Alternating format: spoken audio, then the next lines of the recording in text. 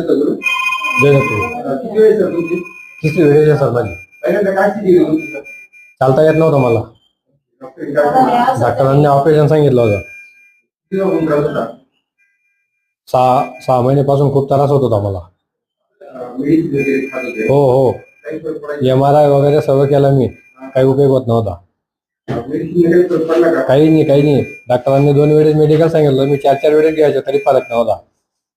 आणि तेव्हा खूप घाबरलेले होते. तुमची भाकरी चालायची, हो हो, पण केलं वाट आलाय. चाललं जात नव्हतं माझ्याकडनं. गाडीने आलो होतो मी इथपर्यंत आणि पण चालत गेलो होतो डायरेक्ट. आता किती दिवस झाली पहिली ट्रीटमेंट घेऊन?